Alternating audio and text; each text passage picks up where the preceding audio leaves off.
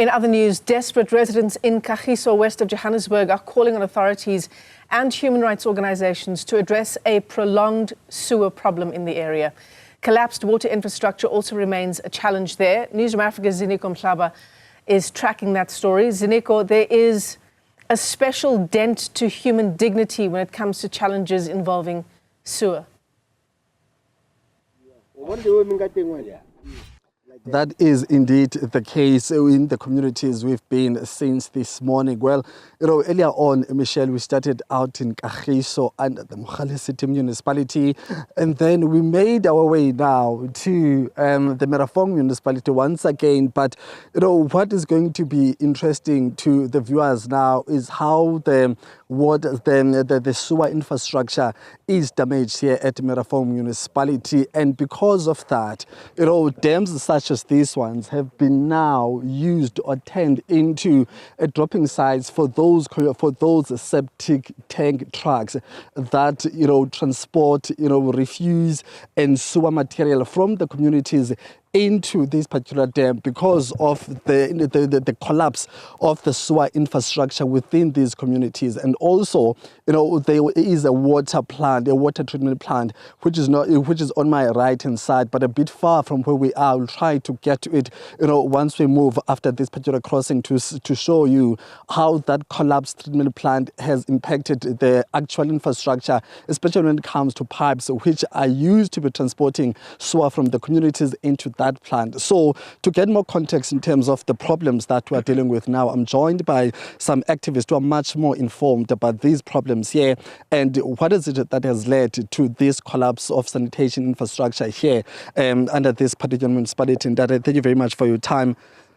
We're seeing dams here. These are not water dams for people to swim in. These are not the dams that are used by the Department of Water and Sanitation.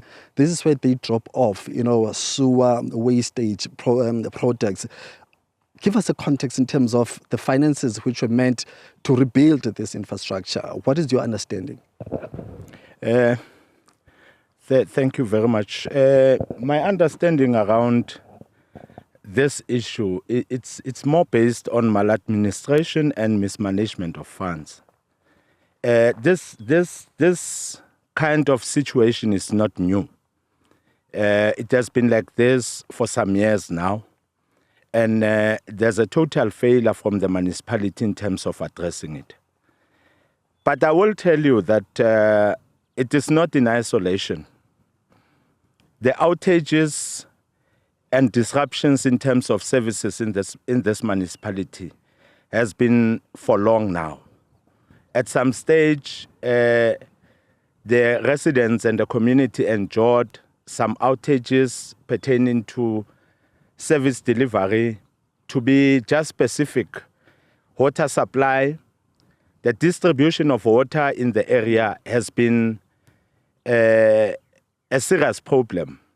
And that is as a result of a municipality that is financially and operationally, Just hold on, my brother. Sorry, just step aside. You want to show the viewers, if Kevin, we can show the viewers there. Okay. We are continuing to talk, but I just want to show the viewers, those are the residents are walking on a sewer pipe that is broken down. So you can see that it's not protected in any way. It's open, it's vulnerable. That is why people now are crossing over the river that is under that bridge. And what they are working on, Michelle, is actually water infrastructure. But I'm not sure if you can give us more insight on what's happening there on that water pipe. That water pipe is blocked, and the blockage thereof is as a result of the failure of the sewer plant that you see just nearby there. That has not been functional for over a year now, and it has not been corrected. And now it affects it totally affects the sewer network of the area. And hence, we see sewer or septic tanks or septic trucks, commissioned in the area, and which is also questionable because the contract thereof, it's still under question. Yeah. It was never, it never went through the proper, tender processes. Okay. But they are commissioned, and the commission thereof, it's as it is, we are told, it is more to assist in terms of transportation of sewer and all that. So talk to me about, I'm not sure if we can be able to zoom into the water that is coming out of that water pipe there. And we just saw people walking over there, over that same pipe. Talk to us about that issue. Is that sewer that's flowing out of that pipe from your understanding? I'm not sure if you can see it from where we are. Yes, I can see that sewer that is spilling into the stream. And that stream, remember, it is actually supplying water to the livestock of the people who are having farms around this area. And now the livestock drinks that water and consumes that water, as there is no other stream around here that can actually supply water to the livestock. And that stream, that spillage has been like that for years now, and it has never been addressed. So you're saying it's raw sewer, from if I'm hearing you well? That's raw sewer. That's raw sewer that is coming from the sewer pipes as a result of the non-functioning of that particular sewer plant that is nearby. Okay, Ndata, thank you very much for your time there. You can come this side. So, Michelle, I think it will only be fair that, maybe in the next crossing we get closer to that bridge or that water pipe which is currently being used as the bridge to see, the real situation just under that bridge in terms of how it's really affecting the water life. You remember that, as you said, there are subsistence farmers that are dependent on that particular stream. So we will get closer to that particular scene there or to that particular pipe which has been burst and then see how the situation is when we are much closer to it from where we are. So this is another problem which is really troubling the residents here, especially those that are using the very same stream for water. But right now, that stream does no longer have authentic or clean water. It's a sewer stream. That's what it has become. So in the next hour or so, we'll try to get closer to give the viewers more insights and the real picture closer, much closer.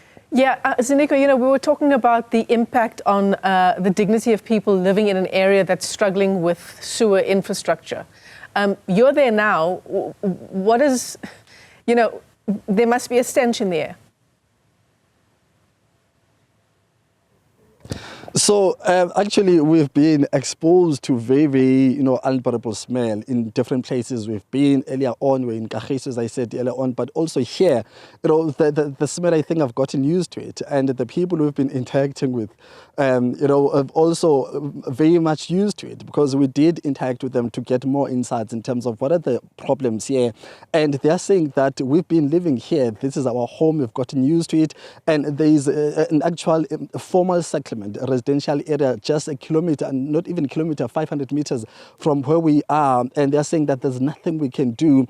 But what is really worrying is the livestock of these farmers. Remember that, outside Johannesburg, when you go towards northwest, whether you're going towards Krugersdorp, you find more people who are dependent on agricultural activities to survive, whether by farming to sell or by just, depending on grazing, whether they are using, these streams for those people who are farming cattle and stuff like that. So these are the people who are really subjected to these conditions that I can't even survive an hour in. That is why I'm moving around. So that talks to the issue of how bad the situation is. But some of the researchers who have done work in terms of investigating the sewer problems in the West End, such as Watercan and the South African Human Rights Commission, have officially declared these challenges as human rights violations, saying that it is a disaster.